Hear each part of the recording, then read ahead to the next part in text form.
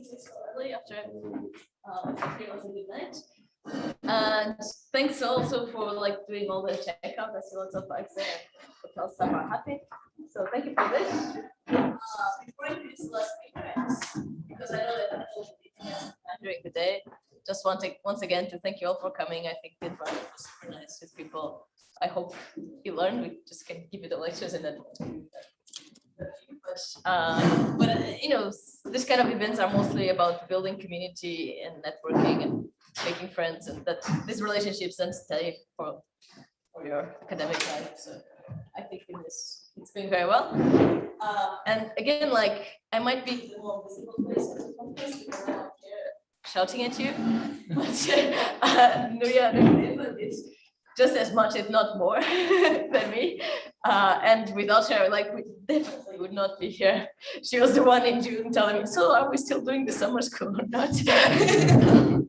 And she took care of like most of the logistics and all the reimbursements and all the contact with the local people and like all the problem sessions, and she prepared all the, like, took care of all the exercise sheets.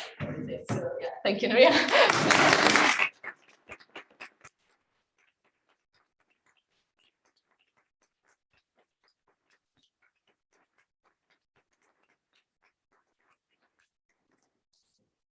Thank you also to the people who are helping, most of them from ETH, but not all, like Florian, Julia, and Elisa, activities, and all this. So thank you very much.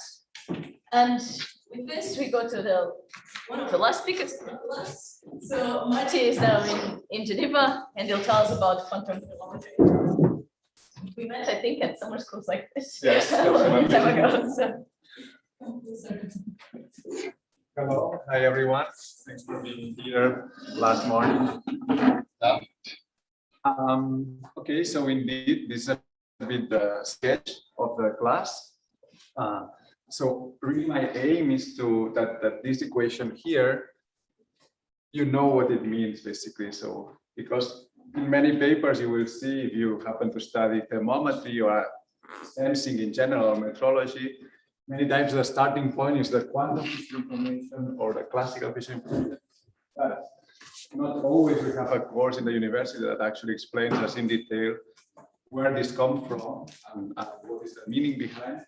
So I wanted to take the chance today to explain a bit the derivations, how we get to these expressions and why they are relevant. And then hopefully we'll have a bit of time to also see some application in the low temperature regime and also in critical systems. Okay, so I will probably save this in the class, so I will put a bit of notation here. So yeah, let's start.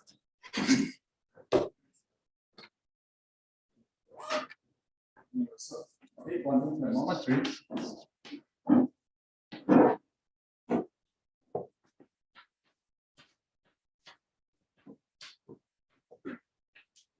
So this is somehow an applied field of science. So in a way, we want to use these considerations, right, for instrumentalists, hopefully. So for example, in cold atomic gases, body radiation. So there are several applications that were actually developing thermometers or probes at the quantum scale to help us to understand. But at the same time, it also has fundamental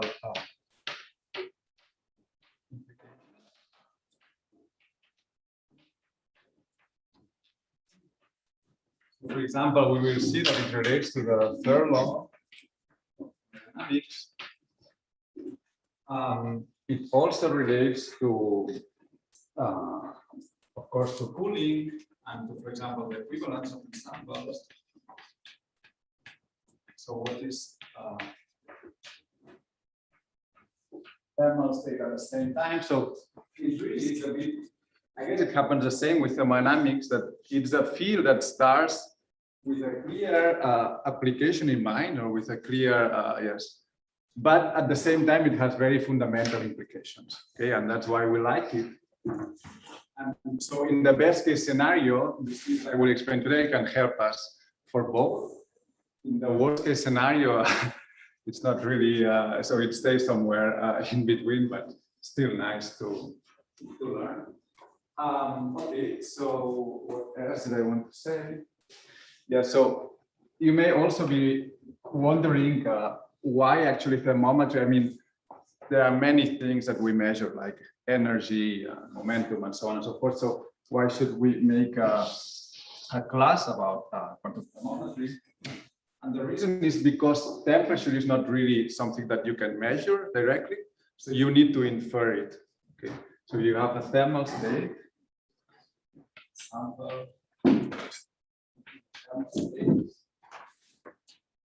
So you can directly measure what's the average energy, for example, but you cannot directly measure what is this parameter beta. Okay. So you need to make, somehow you need to measure other things. So for example, or you need to interact with a sample in some way so that you get information about the temperature. And that's why it is actually non-trivial what is the best way to infer this parameter. And let me also say that, so for this class, I will mostly focus on deep states. But many of the things that I would say would also apply even, for example, we saw in Alvaro's class that many times you have a pure state that for all practical purposes behaves as a thermal state. So we could also apply these techniques in that case. Same for having a microphonic ensemble. And actually the same if instead if you want to estimate the temperature, you want to estimate some other parameter. Okay. So basically you have a one parameter family. And you want to estimate something like this. Okay. Perfect. So what is an estimation process?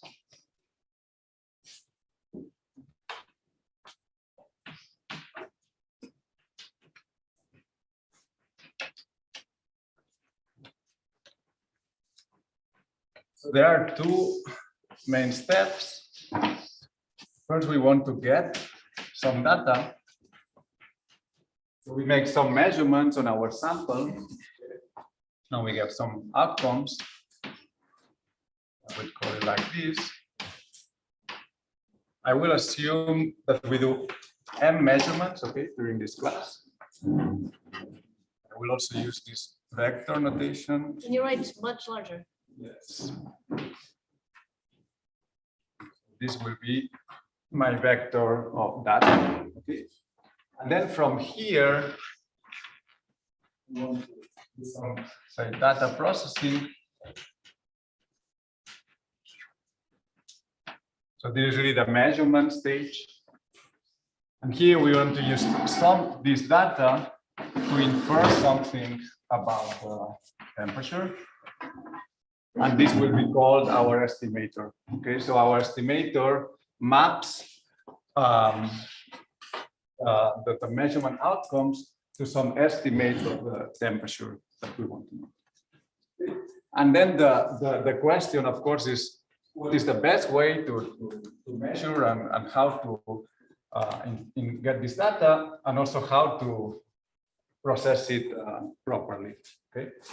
And we have two main frameworks to address this question. So this is the frequentist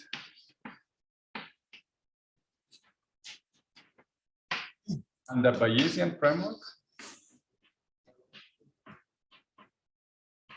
So they are different. I mean, you cannot really, so the results that one uses here do not really, or the bounds do not really apply here and the other way around. So mathematically speaking, it's really comparing apples and pears. But it's still true that, of course, they are related, and it's nice to build connections between both. Now, for this class, I will stay in this framework. You can apply it to any m, but becomes most useful when m is large. So when you do a lot of measurements and they are identical, okay? Basically, you repeat many times the same measurement, and then from all these statistics, you get some, you get some estimator. I have a question. So yeah, so your goal is to estimate the temperature, right? And then you can do your goal is to estimate the temperature of the state, right? Yes. And you can do this tomography, right? And you can predict, no?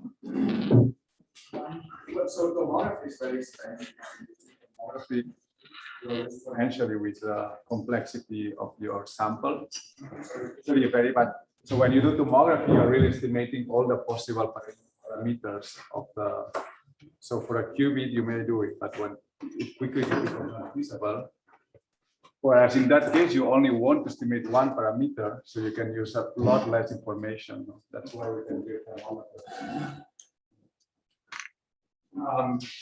Okay, so we will remain here, but I really would like to stress that the Bayesian is a very powerful framework. Okay, so it's very useful in the case that M is low,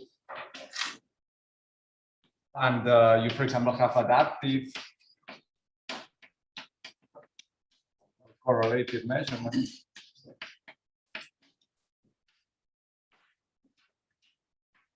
So one of the main differences that the Bayesian built on the idea of a prior and a posterior. So to apply the Bayesian framework, on top of the data, you also need some idea of a prior. So how much information you know on the estimated that you want to obtain, and then this you obtain from the posterior, okay, which is again a probability. But I will not enter more into this. I just wanted to clarify this at this point. So let's get to the frequentist approach.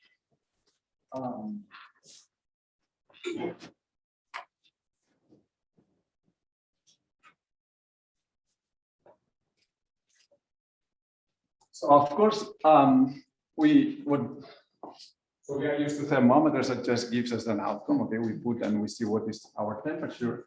But now the point is that because we are dealing with small quantum systems, so we could imagine that now our thermometer is just a single qubit, which may be interacting with us from a sample that we don't quite understand. So we make measurements on this qubit for the temperature of the sample. So of course, so our data, I don't know, it will be some zeros and ones. And it's clear that for the same temperature, we will get different because we have one-to-one thermal fluctuations. Okay, so this is a stochastic variable, and so is our estimator. So in general, what we will see. So let's say we plot this. So we change this temperature. Let's say this is a fixed temperature. And then we see how our estimator behaves. In general, this will be some probabilities. So the probability distribution. So the probability distribution to get some given temperature, given that my sample is at 0. So this, I mean, in a perfect thermometer, this will be centered here. But in general, because of quantum fluctuations and thermal fluctuations, we will get some probability distribution. Okay. So what we want is indeed that we are as close as possible to this. So there are different figures of merit to define this. So let's say what is a good thermometer. So first of all, we want it to be accurate.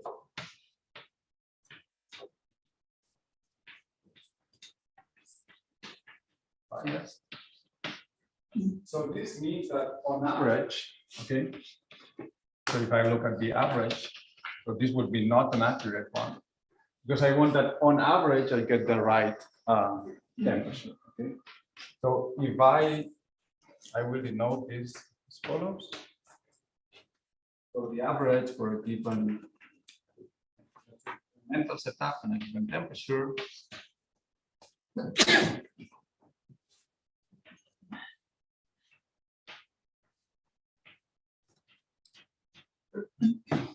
So for a given temperature, I sum over all outcomes of the experiment.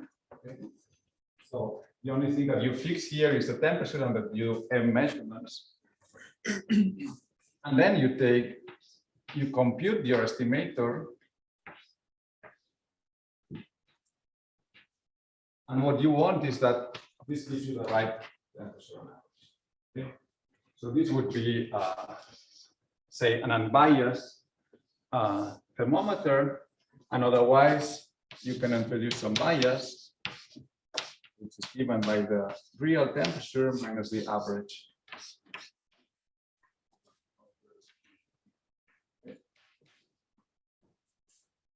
Now, but this doesn't tell us anything about the fluctuations. So we also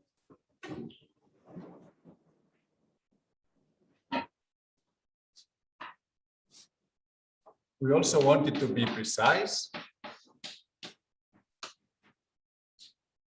And what this means is that, for example, if I take now so we introduce this as the mean squared error, which is basically if I again take the average over all possible experiments, I take the difference estimator to the real temperature. So yes, so these terms are basically how much it fluctuates. And again, we want to do this to be as small as possible. So it's very difficult that this goes to 0. We need to send m to infinity, but we want this to be as small as possible. Okay. Yes. This mu is in general data, but in the lab, what kind of data will it be, for example, in an experiment? Yeah, so, okay, so one good example is what I was mentioning before. So sometimes, I don't know, you have a spin chain and you have access to a single spin, so then you would be doing local measurements of say, your probe or some impurity, for example. So, yeah, it would depend, of course. This would be one example. So notice also that, of course, if the mean square error goes to 0, that also means that our thermometer must be unbiased. So this actually will be the main quantity of interest. Then also you may ask for other things of your thermometer, which are nice to have. So one would be kind of an optimal of resources.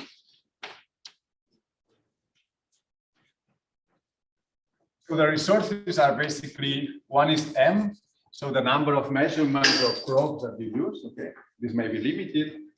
And related to this, the other one is time. Time is even obvious for us with macroscopic thermometers because we really want to get the temperature as fast as possible. So, and then finally, when this is a delicate sample or a quantum sample, you may also want it to be minimally invasive.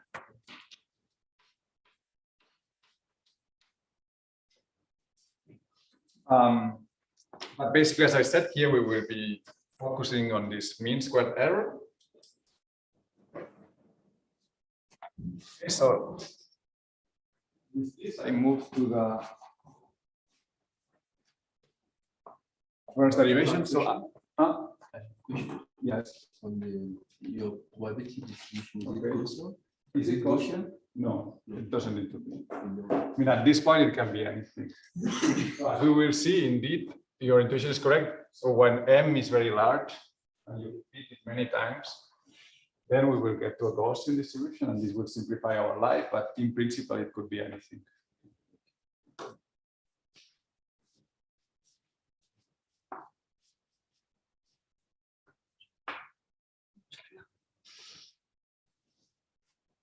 Okay.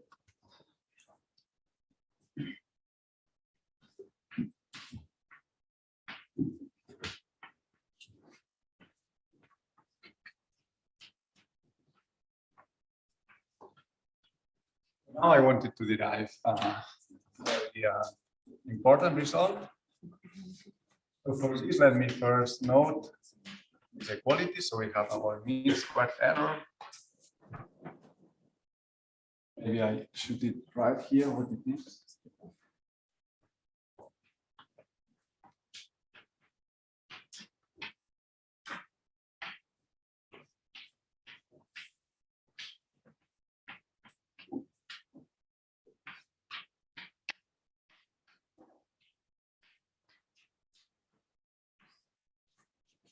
By the way, I didn't put them here, but in the notes online, there are references to, I mean, I took from different papers, each part, so you can check them out. Also feel free to write to me.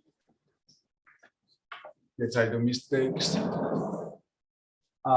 Yeah, so the mean squared error, this is equal,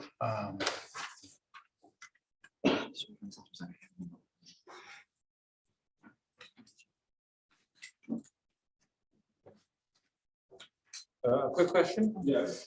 What you're talking about doesn't pertain only to thermodynamics. It would pertain to any parameter that you would try to find. That's correct, yes. So this isn't special for just the temperature. Completely general, yeah, it's really about estimation.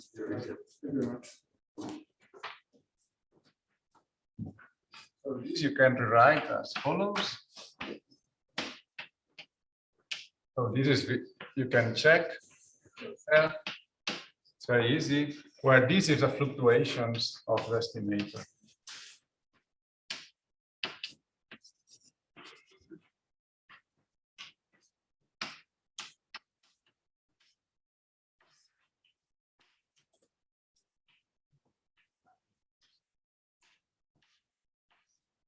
Sorry.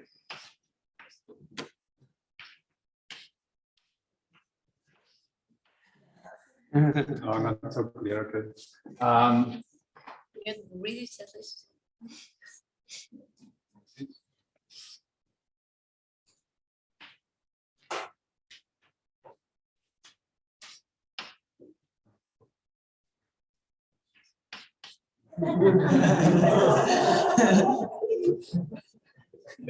Sorry. So it's really the same as the mean squared error, but instead of taking the real temperature, you take the average of this, okay? And then because of this, you also get this bias term. Okay, it's really an equality. That's very deep. Okay. Now we do the derivation.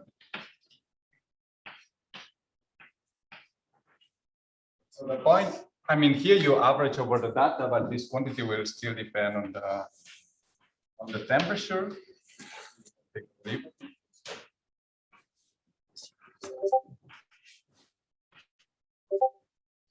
Derivative there.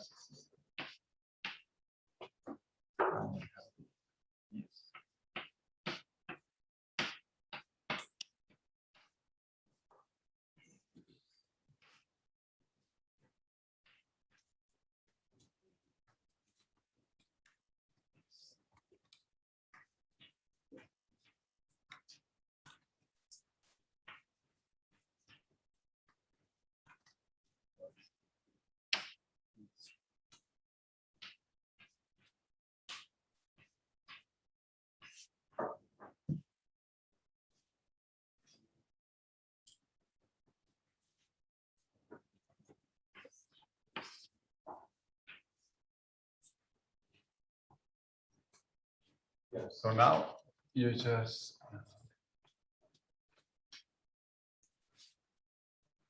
need to multiply by square root of p.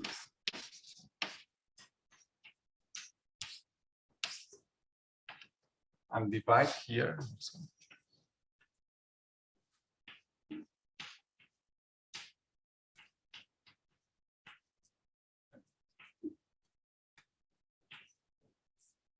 Here. And now, yeah, so now.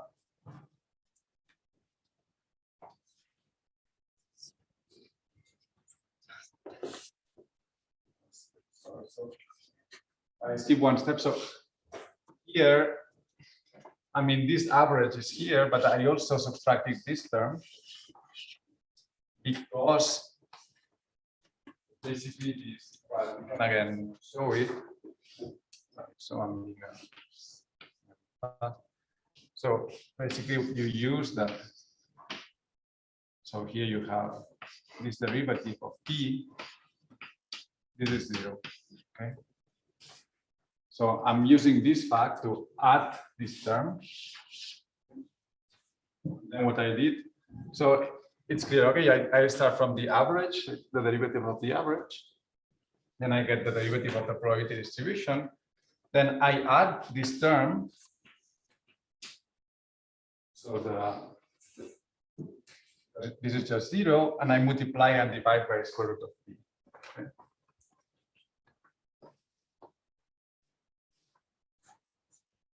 And now what I will do is to apply Cauchy's bars. Okay, so basically you can think of this as one vector A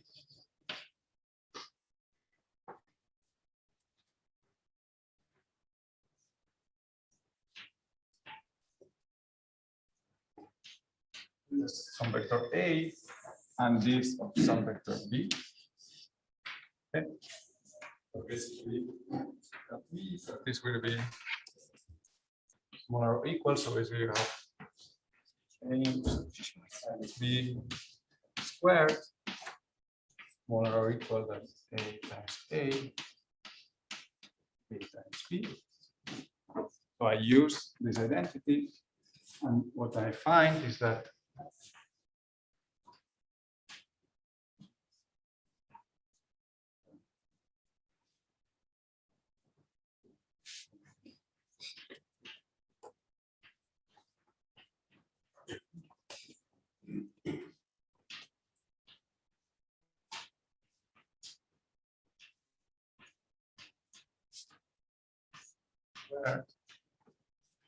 times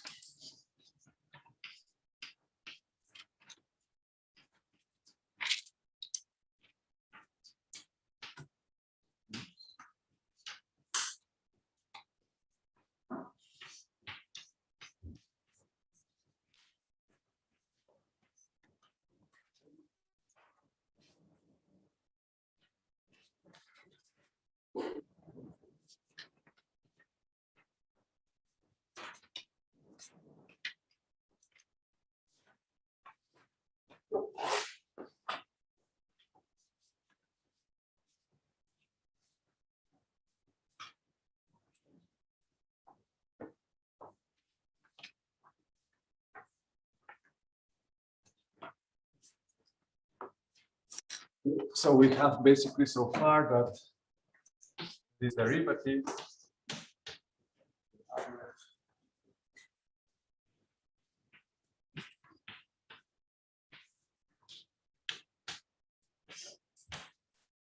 this is lower bounded by this term. And now what I can use is that the fact that I'm repeating many measurements. Okay.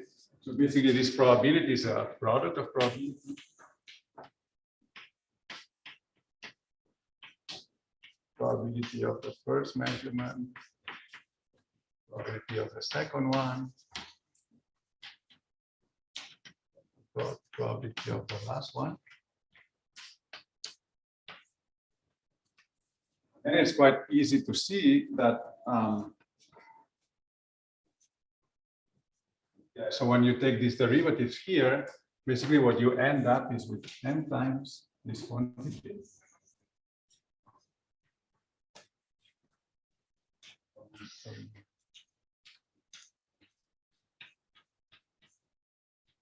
But now notice that this is for a single run of experiment.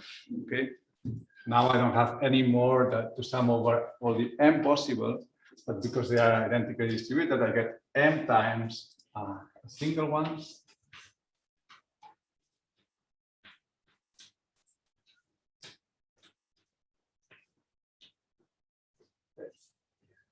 Times actually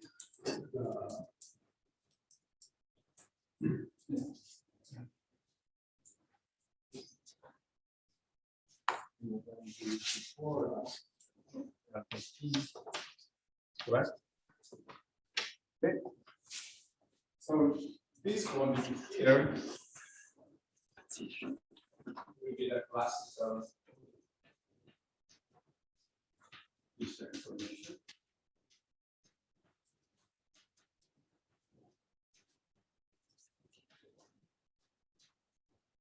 And really, when it becomes most useful is when we have the so-called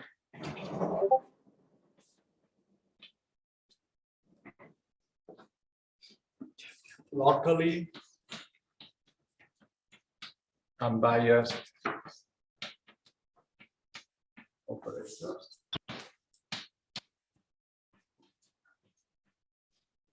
So as I said at the beginning, an unbiased operator is something that when we take the average,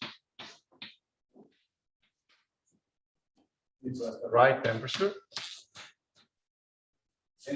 But many times it's a bit too hard to ask. Okay, so if we have a thermometer, it might not satisfy this for all the range of temperatures. Okay, it's from 0 to the temperature of the sun. It might only satisfy it in a regime. So in this case, you can ask that this is only true. Say this, but you can ask that this is only true at some point and around this point. Let's take the derivative of this.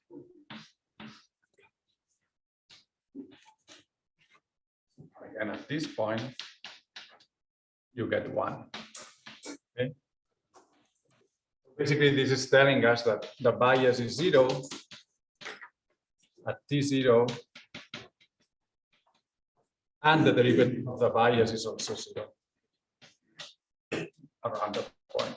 Okay, so around this point, the estimator is locally unbiased. And now we see, okay, because we can plug this in here, and basically what we see, so in this case, because I can also use this equality, when the bias is 0, then basically my mean squared error is equal to this term. Okay, so I get that the mean squared error. Now this becomes 1 because of this property here. And what I get is a very simple inequality that the mean squared error is 1 over m times the classical Fisher information. Okay. And this is the first main message, which is that if, and this is very important, if you have an estimator that is locally unbiased, so it tells you that on average the right temperature around the point, it can be that this is true for many points, but at least it should be true of around 1 point. Then this quantity that I mentioned that is very important, this mean squared error that basically tells us how good an estimator is lower bounded by 1 over m times the, so this is the number of measurements, and this is the classical Fisher information. And to compute this is quite straightforward. Okay, you only need to know for the measurement that you are doing what's the probability to get a given outcome, and then you compute this quantity. Okay? So this is the first inequality of here. Let me see how I'm doing in You have 10 minutes. Okay, perfect. So I wanted to take these 10 minutes to talk about a bit about estimators.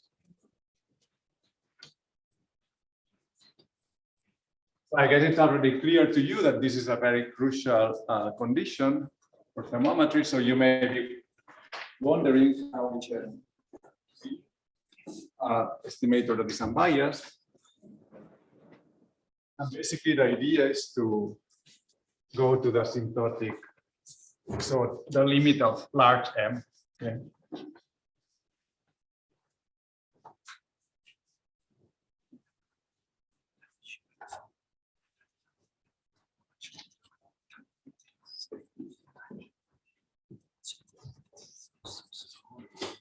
So let's say some estimators.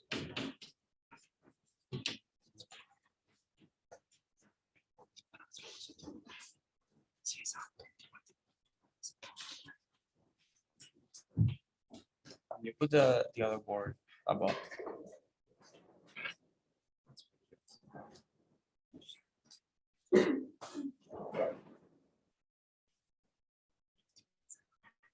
Okay, so there are different estimators. So one that is quite typical is the maximum likelihood estimator. And here the idea is that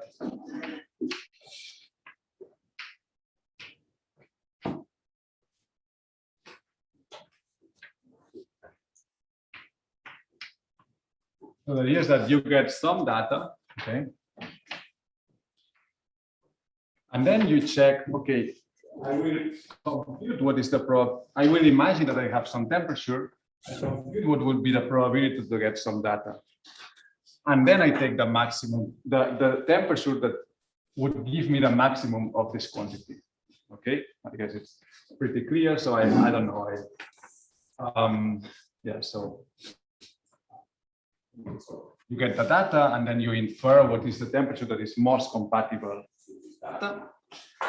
Now, there's a theorem that tells us that when the number of measurements is very large, this maximum likelihood estimator basically is distributed as follows. So it basically follows a Gaussian distribution.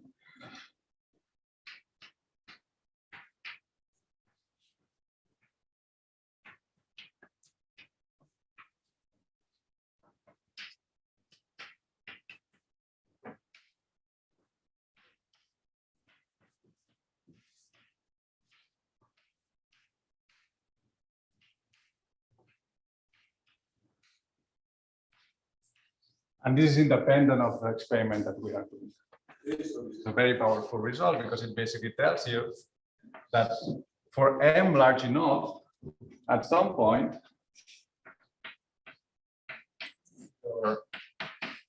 so you will have the real temperature that you are trying to estimate, and then the probability to get a independently of the data, the probability to get some value for the estimator, it satisfies a Gaussian distribution.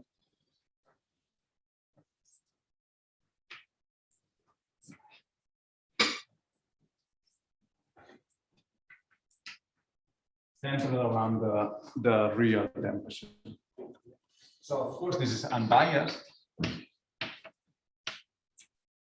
I mean, this is true actually for any temperature, so it's unbiased at every point. Now the nice thing, and this gives a very good nice interpretation, is that the width of this Gaussian is given by 1 divided by the number of measurements and the classical Fisher information. So from this is clear that what we want, because we know that at least in the case that we repeat the measurement many times, what we want is the classical Fisher information to be as big as possible. Okay, because in this case, this will be as small as the width will be as small as possible. Okay, so in general, the idea is that we want to choose, because we know that this will be eventually true, we want to choose a measurement that has the classical Fisher information to be as big as possible. Okay.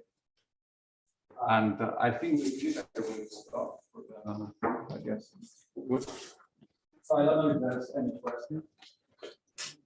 Yes. Maybe could you recap on why did we have the bias in the first place? What are the fluctuations that make it such that we cannot just measure any system and get the temperature?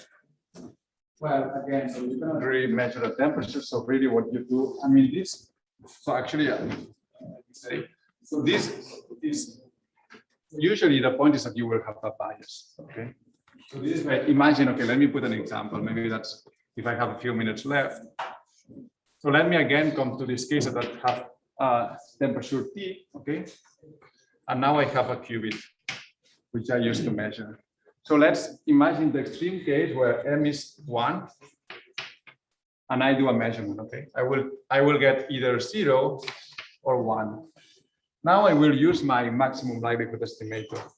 What will it tell me? Okay, if I get 0, it will actually tell me that the temperature most compatible with this is 0. Okay. Whereas if I get 1, it will tell me that the temperature most compatible with this is actually what, minus infinity, I guess. No? So this is really unbiased. Sorry, really biased. Okay, because it has nothing to do with this, and of course it gives me a huge bias. So with this, I don't learn much. Okay, now if I take m equal to 2, I learn a bit more. Okay, because I get now I can have 0, I can have 1, 0, 0, 1. So now my estimate starts depending a bit on this. But if you compute the average of these values, it will still be biased. So it will still not give me the right temperature. So you really need to increase m so that the estimator starts becoming unbiased. And it reminds me that I also wanted to mention, so this was maybe a bit abstract, but I really recommend to, there's a paper that was actually done a bit before our this activity in thermometry.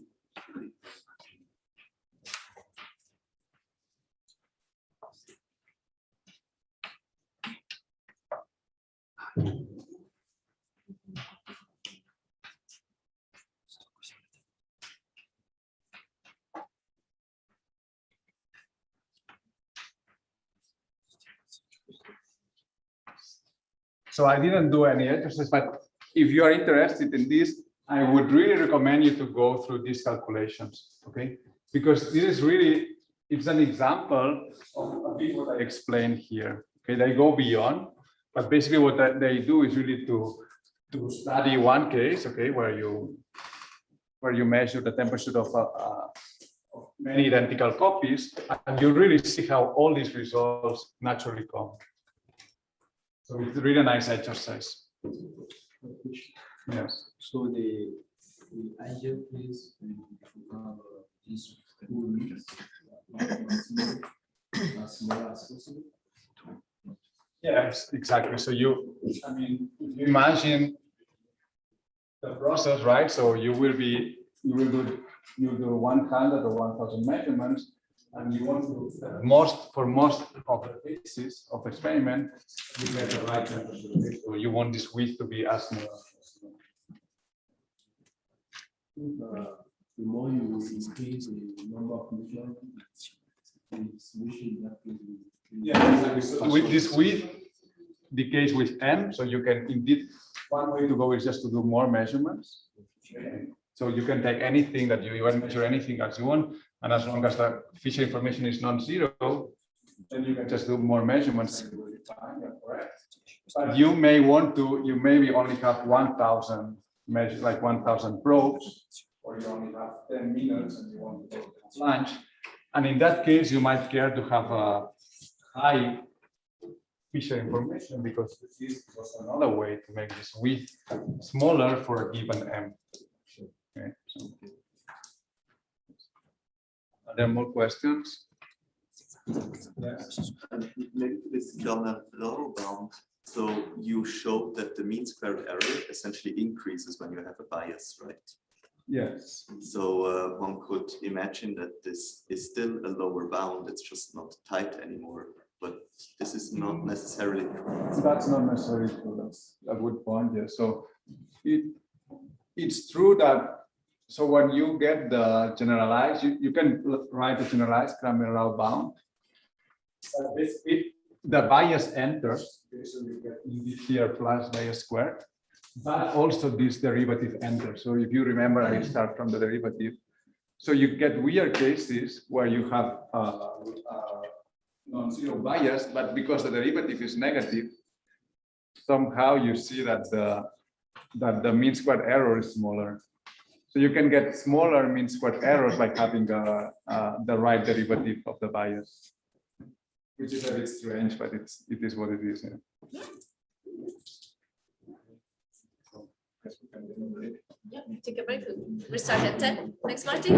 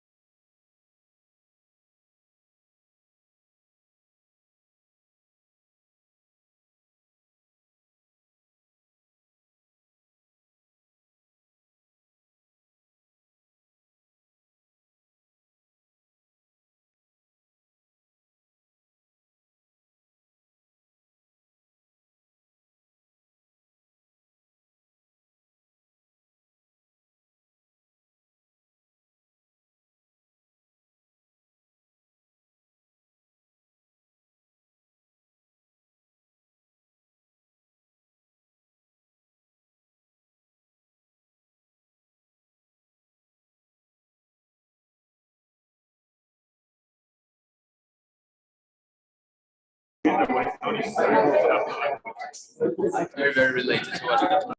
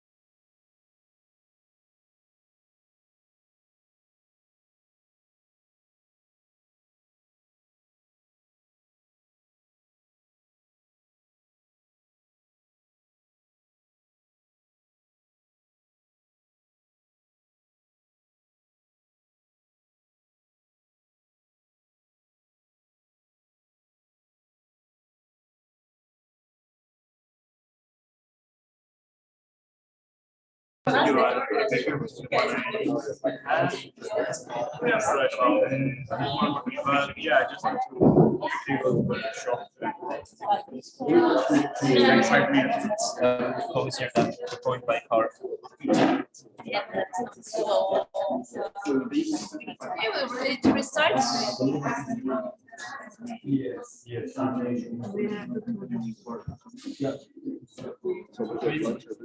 would be in some. Very good. Okay, everyone is back inside. Marty, room is yours. Yes. So, yeah. First, I wanted to comment on a couple of questions. So first, a nice one that Mark was wondering. So he was telling me, okay, but you show us this method that for a given data, probably choose the maximum likelihood estimate, reasonable. But I have another method, okay? Another method which is also very, very reasonable, right? So what you could do is, for example, you measure your sample and you estimate probability. So say you have your qubit and you estimate the probability to get the ground state and the probability to get the excited state. Okay, and then from this, in general, might be another estimate. But then, and he was saying,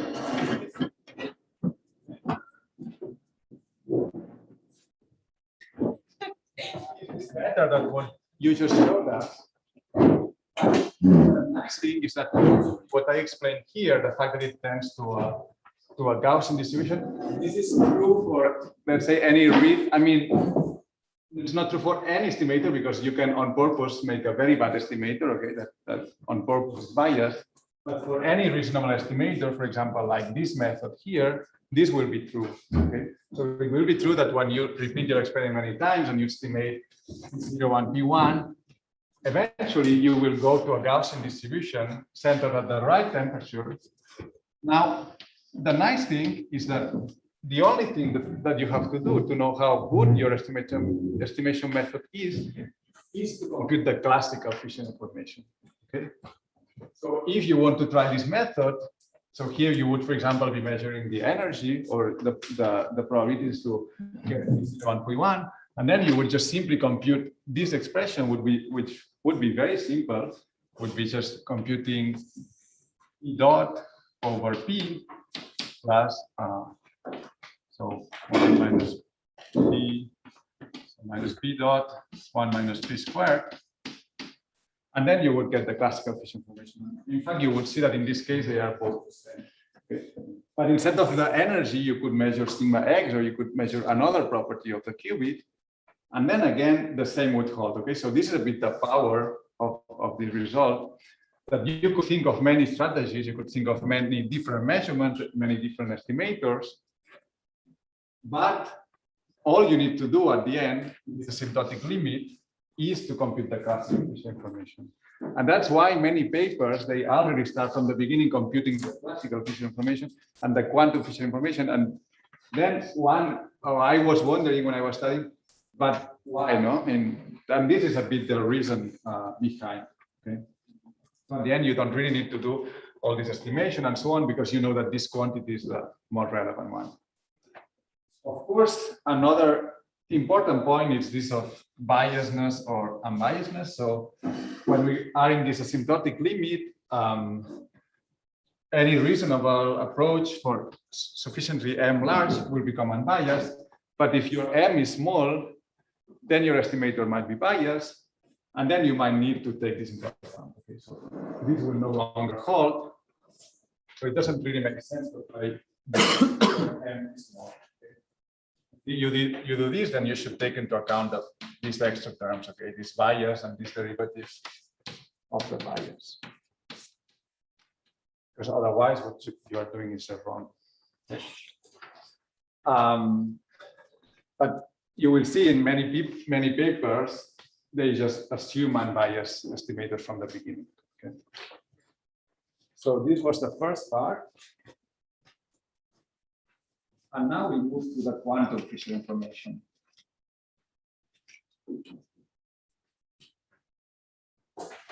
So this expression here doesn't really depend on the estimation process. Okay, it only depends on the measurement you are doing. Okay, but it still depends on the measurement.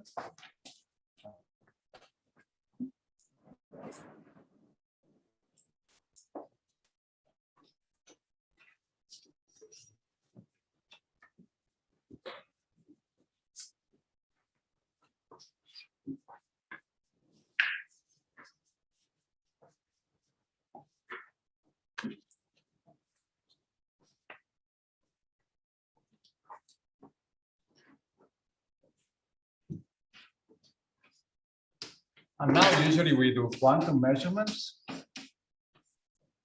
So we can rewrite this as follows, where this is a POV, an element of a POVM, okay?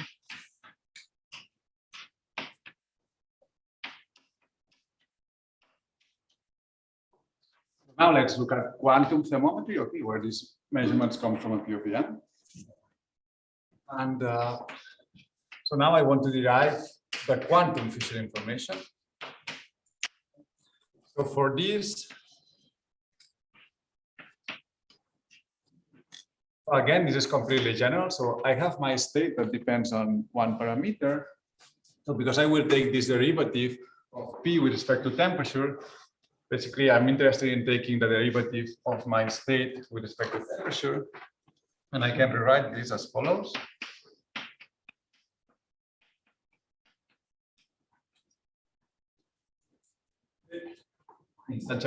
So this I haven't said what it is. Okay, I just introduced this operator. It's actually called symmetric logarithmic derivative. Right now it's just a mathematical identity. And then this is also true. And this is very easy to check.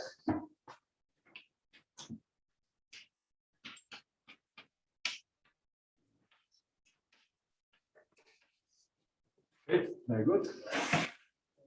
Let's compute the Fisher information.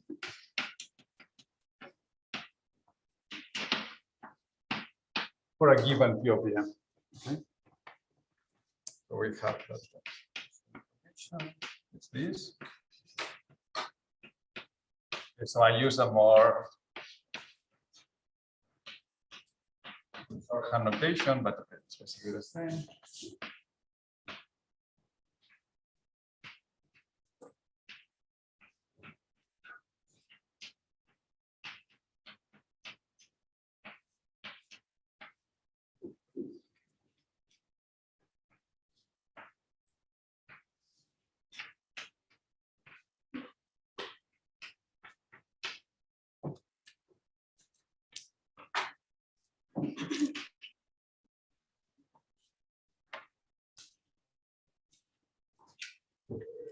Okay, so now we have. So I can write this like this. Square root here. So this, if this number is real, it's just an equality, otherwise it's an equality.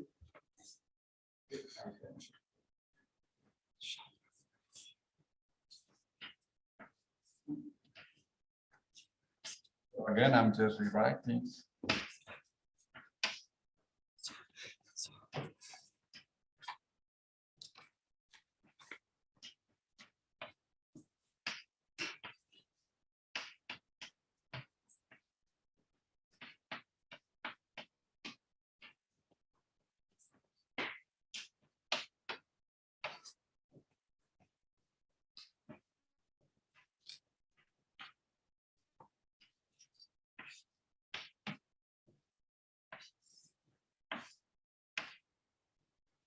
Okay. Now, as always, and this is the crucial point of these derivations, we use Cauchy's bars. So basically, we take this as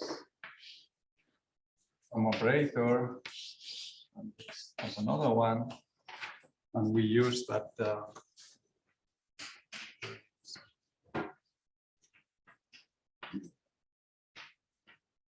Basically, this product defines as scalar order.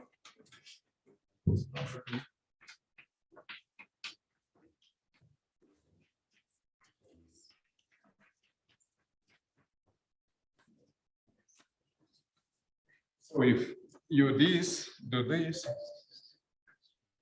things get simpler.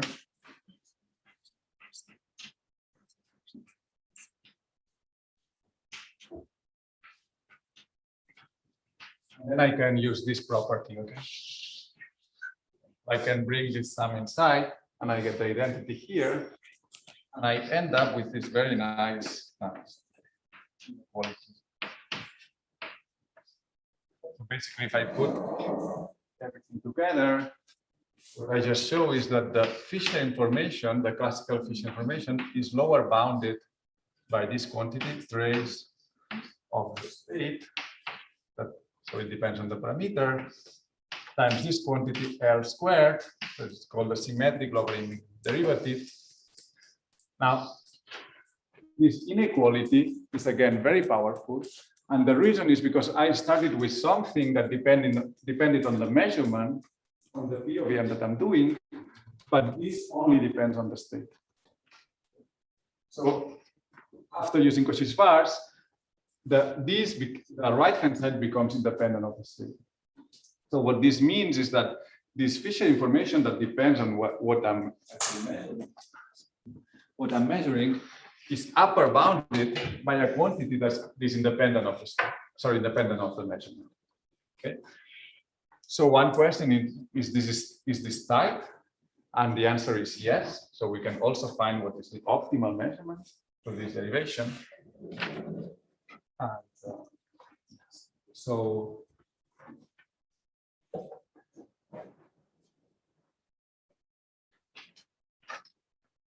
it's quite simple to see that in fact this symmetric logarithmic derivative also gives you the optimal measurement.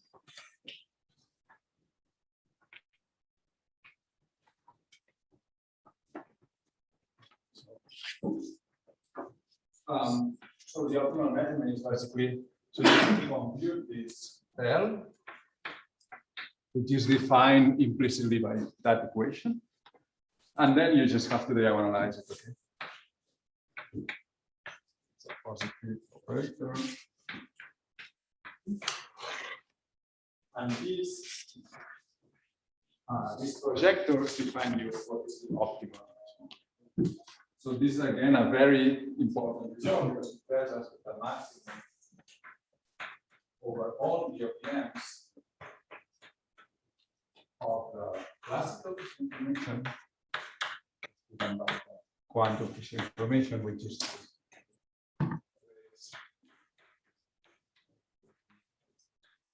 so to the question that Mark was asking before, what would happen if I measure this or if I do that? well, this gives you the answer, okay? The best that you can do is to measure this quantity, okay? This, to measure the symmetrical reading. And all I said is, until now is completely general. So this, all this you can apply it also to phase estimation or to any sensing problem. So now let's apply it to thermometry. So in thermometry, our quantity of interest is the thermal state, T over Z. So now we can just do this simple rule. So I take the derivative of the thermal state with respect to T.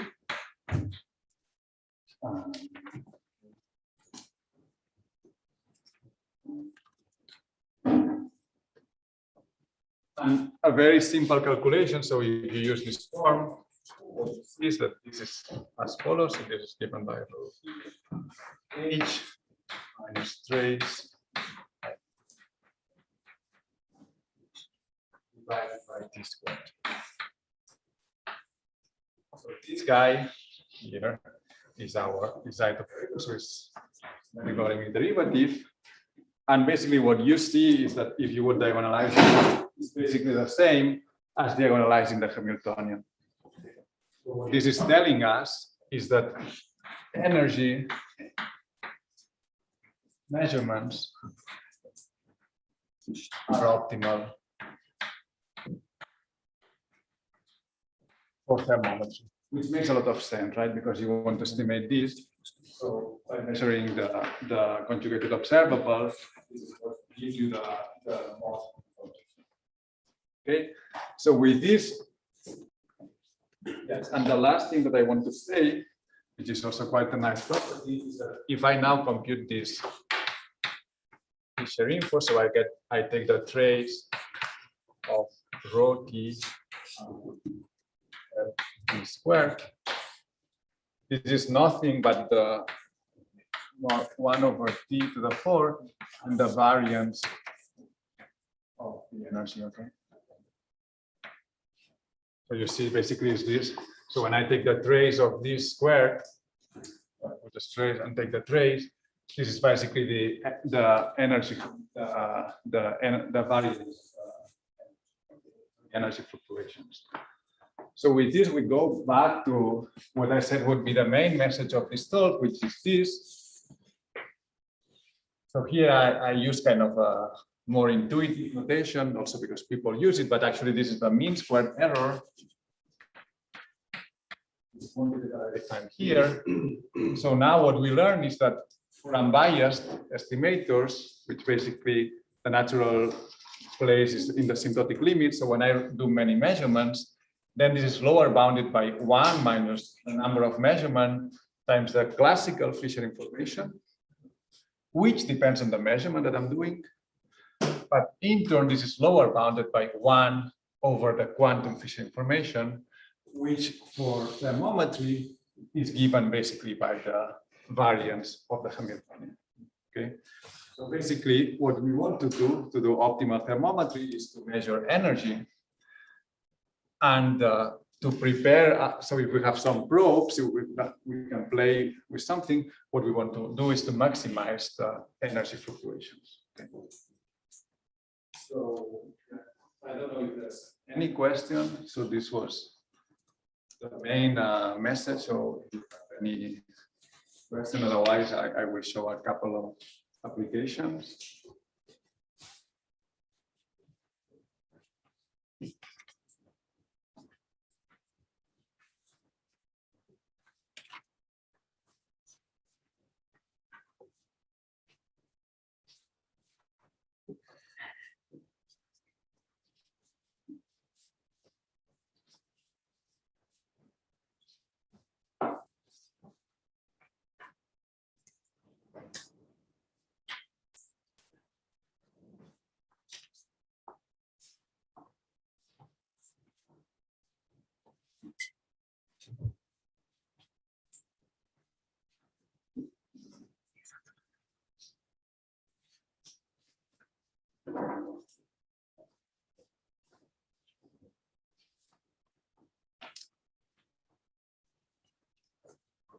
So one is low temperature.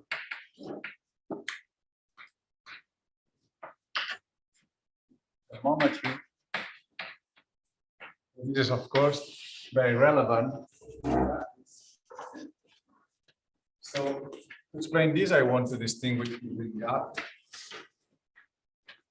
and gapless systems. Okay. So a gap system, basically, I mean that you have the ground state, assuming it not be degenerate. Then you have all the complex spectra, but here you have a gap and some degeneracy. Okay. Now, we're interested in the very low temperature regime, where basically the T is much smaller than the energy gap. When I compute my Boltzmann weights, it would be I don't know, I will have E and then I will have E2. So E to the minus 2 over T. It is much smaller over T, smaller than 1. Okay, so we are in this regime. So in this regime, basically, if you want to do anything non-trivial, it's enough to keep the first excited level. Okay. So basically, we will have that the probability in the excited state will be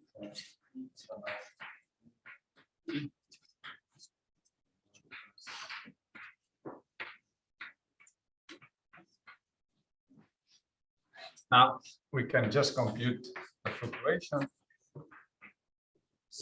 Straightforward. And you can see that basically, through exponential corrections, it is T squared T.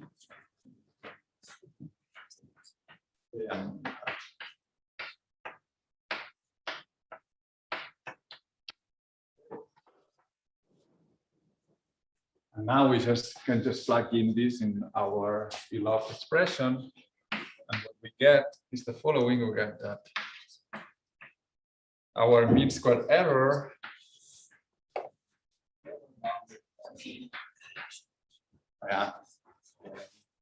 one plus one.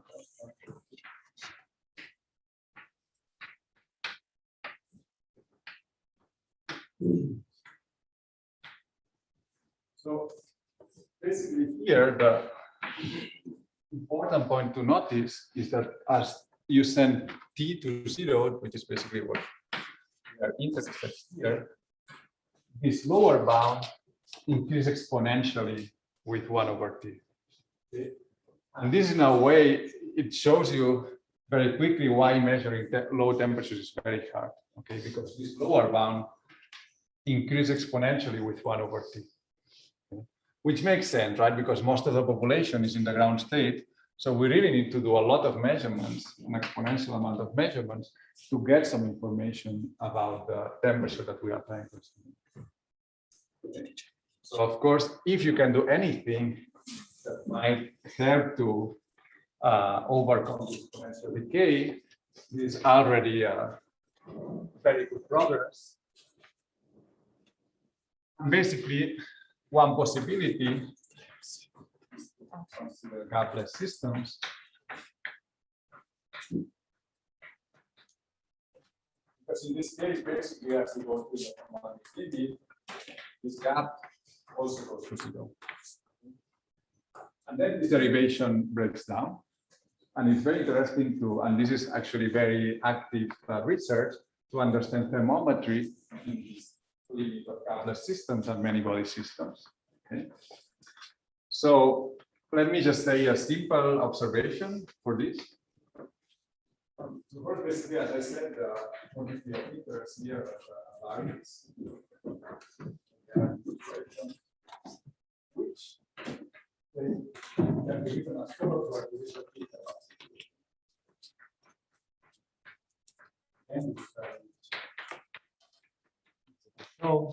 So of course, all these things are for Perarnau states.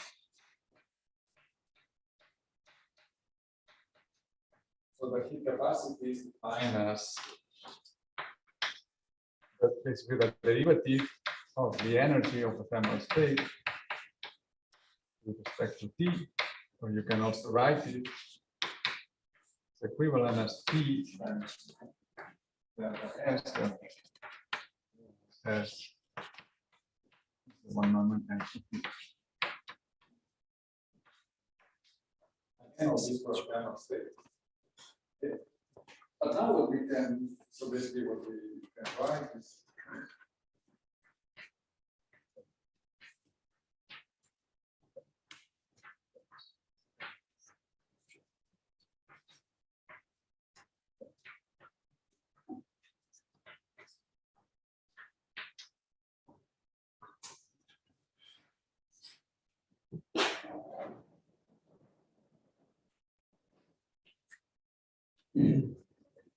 and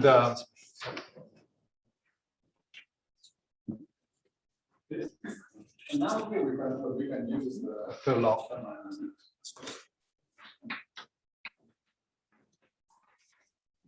Basically, the third law tells us that as you send temperature to 0, the entropy must go to a constant value.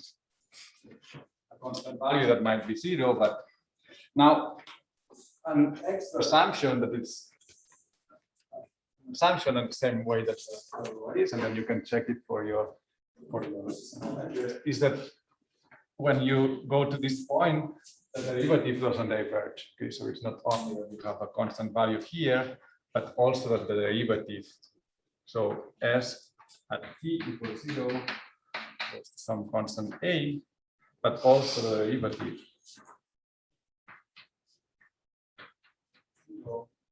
Goes to another a prime. Now it's nice because if you plug in this here, you realize that this will be a constant, so that this will also diverge, but it will diverge as 1 over t. In contrast to the exponential decay that we had before. So of course, this is just a wavy argument. I mean, I didn't really show you a system that satisfies this, but there's quite a lot of research now trying to, usually what people see is that here you get stomach form, depending on the type of body system, depending on the resolution of your measurement, you can get different decays of different divergences of the precision of your estimation as you go through the lower resolution.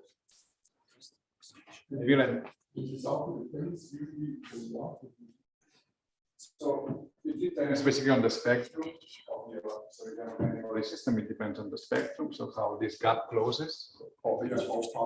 Yes, and it also depends on actually the resolution that you have on the measurement, because many times in a many body system you cannot really project into all the many body. But actually, what is nice is that, so for example, you might have a spin chain or a, I don't know, many body system, and you can only access one of them. So this is gapped.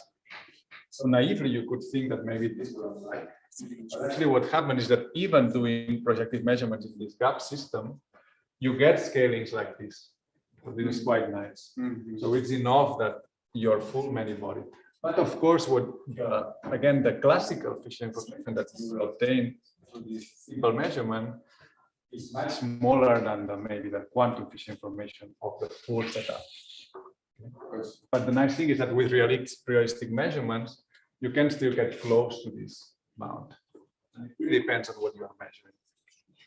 And again, in this case, you need to actually compute the classical Fisher information, because the quantum Fisher information gives you a best case scenario. But many times you cannot really project the energy measurements on a full many body system. Okay, so it really depends on what you are measuring, which kind of decay. Okay. So okay, I maybe put this reference here. It's a very nice paper of Patrick, low temperature thermometry, but you can also find this in the notes. Okay, there's also more references, but here all this is very well explained, and Yes. And now for the rest of the class, I wanted to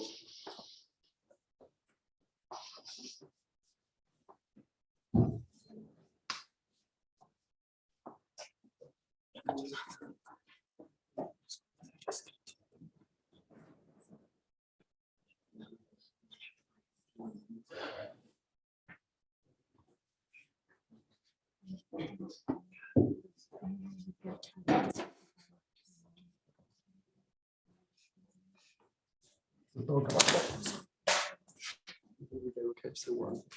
about criticality.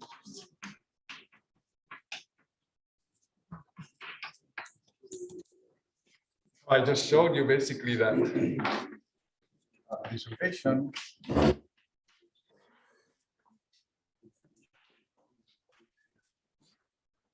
is the capacity.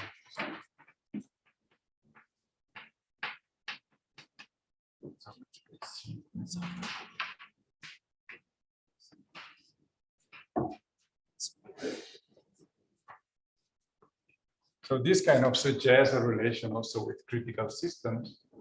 So in this sense, imagine that we have a many-body system. Well, sorry, so we have M non-interacting probes, or yeah, so just M systems. No, sorry, let me say M. Okay, so we repeat this M times, but we measure M systems, okay, that are independent. So of course, then the heat capacity will just be, or the fluctuations will just be N times.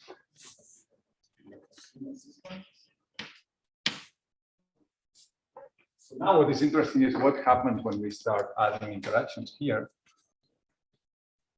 And now then it really depends, okay? So what we learned from Alvaro's yesterday lecture is that if the system is away from a phase transition,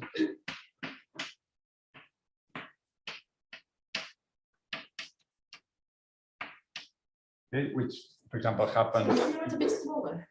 Sorry. So it happens if this temperature for above this critical temperature, it happens for many systems. So in general, this will be away from phase transition. Then you will still have that, because the correlations decay very fast, but basically it's essentially still extensive. Okay, so you will still get N times something that now will be different because there are some interactions. But essentially how it scales with the number of systems will be the same. You can hope to have a better refactor, but that's it. Now, the interesting thing is that when you are in a phase transition, basically what Alvaro was assuming breaks down when you don't have this exponential decay of correlations. So when these systems, even if they are locally interacting, they become long range correlated, then you can have that this heat capacity is super extensive. X.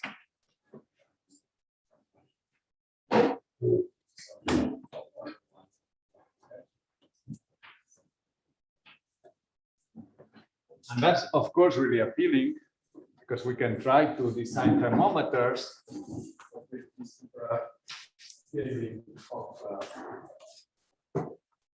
so let me mention a couple of things more.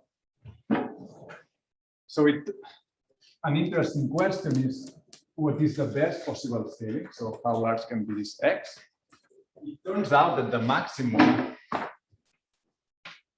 overall Hamiltonians for a given dimension, okay, so you assume that you have M systems and then you take this maximum, this is more or less given by M squared over. So very nice result.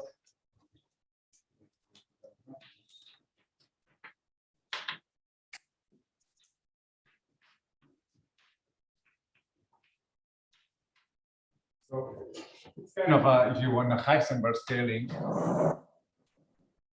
but that has a very different knowledge. It doesn't really come from entanglement, but rather from the fact that interaction. So you would imagine that if I make a plot of the heat capacity with a number of, sorry, I'm calling this n, with a number of systems, so you will get, so this will be for non-interacting systems. Then you can have a quadratic scaling, which is at most n squared over 4. Of course, this region is very interesting because one thing that I didn't say is that to get to this limit, you need a really highly non-local Hamiltonian. It's basically just have a single ground state and a fully degenerate ground state and a fully degenerate excited state. Okay. So of course, if you want to create this from local interaction, it's basically impossible. Okay. So you need highly non-local interactions to be able to design this. So I think one interesting question, for example, is to better understand this region. So how to do, for example, so if you have some two-body interactions, you have some limitations on what you can generate, then how close can you get to this upper bound? Another thing that is interesting, and this doesn't happen in phase estimation, is that usually there is a price to pay for this very high quantum Fisher information or heat capacity, which is that usually it's true that you get a peak that scales like n squared. So you might get that this peak scales like n squared. However, this region is as 1 over n. So you see, this is a bit tricky because it's like you want to estimate some temperature, but you need a lot of information about the temperature in order to design your probe at the right spectrum. So really, in a way, it's a problem of this frequentist approach that your quantum Fisher information highly depends on the parameter that you are measuring. So if you really want to exploit these properties, you need a lot of information for measuring. And in this case, again, with this Bayesian approach, you can try to somehow do more realistic schemes which are adaptive. So kind of, as you keep getting more and more information, you keep changing. So you try to follow where this point is. But okay, this is another story for another day. So I hope I'm good in time. How much? Really? You don't have to use them all, but, but you have time. Questions?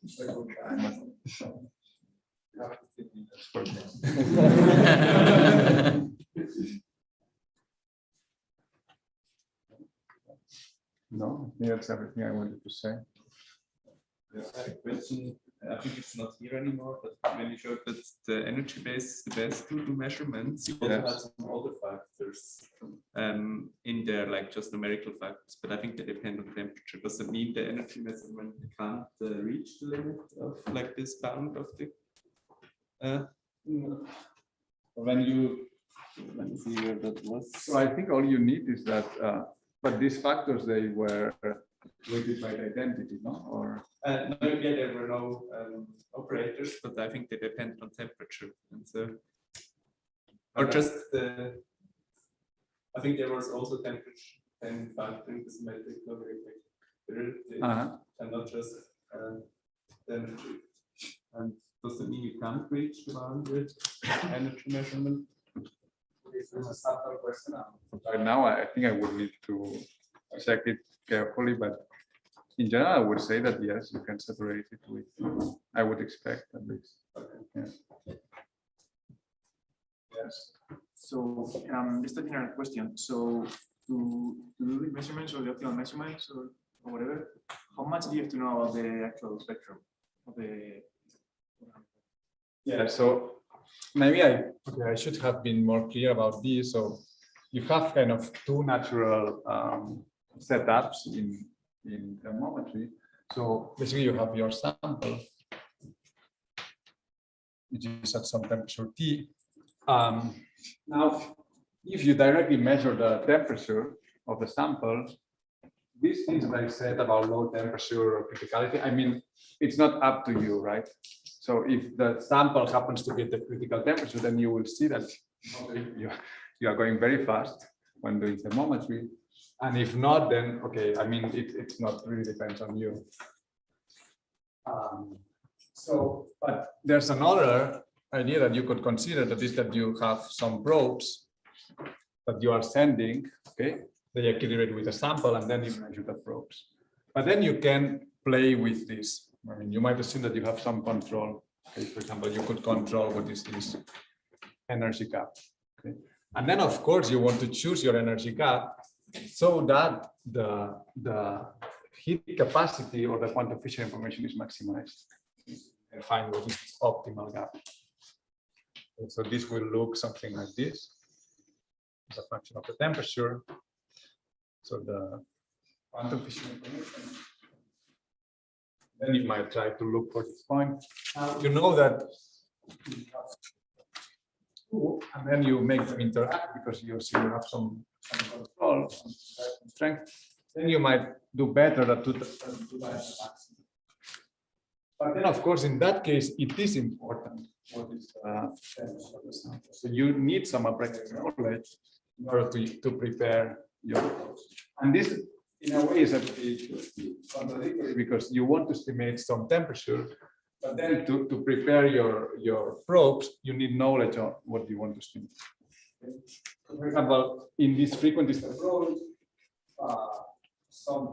what people usually say is that what you can imagine is that you have a lot of probes. Okay. Then you send some to more or less know what the temperature is.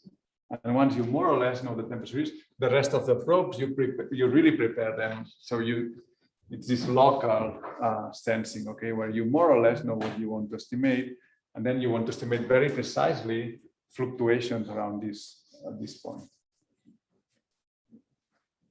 Indeed, there are these two scenarios: one where you just measure the sample and you don't have any control on the spectrum or anything. And another one where you use probes, and then you could imagine that you have some control on the Hamiltonian of the probes, and so on and so forth. So, are there more questions? There's a question online. The question is whether this limit that you have there inside the box, how close it is, how close have real experiments gotten to it in practice? Yeah, it's a very good question. I think actually, so in experiments, it's nice because they are kind of starting to consider this idea of probes to measure the temperature of complex samples. But I mean, it's really already very challenging to prepare a single, let's say a single atom probe. So I think they are still far from, let's say controlling the interactions. Of course, they can control, they can prepare many body systems, but in this temperature estimation, usually you don't have a lot of controls.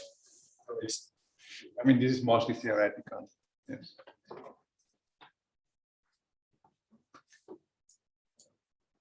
So maybe, okay, since I have time, something that I also wanted to mention is that everything I said here was for equilibrium.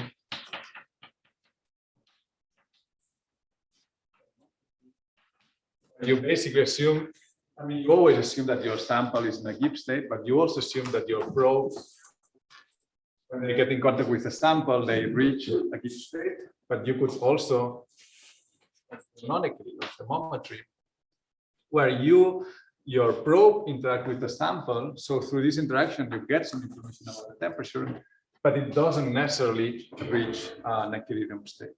Okay, so you could have that the states of the probe depend on temperature, but they are not Gibbs states, the Hamiltonian of the probe. Another case that this could happen is, as I was saying before, that you have your sample, and here you have strong interactions, and you just measure one single particle, and this particle is at the reduced of the global thermal state. when I was, sorry, yesterday. And again, this is not the thermal state of the local Hamiltonian. So in all these cases, you can still apply everything that I said.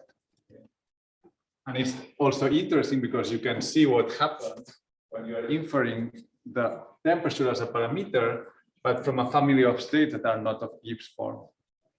Actually, what you can show is that you can, in cases, do better. Okay, so you can access this regime by exploiting this fact that you have non-equilibrium dynamics.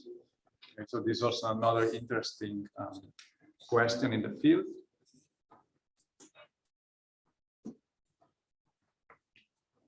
Yeah. Very good. Thank you, Marty, for the lecture. It was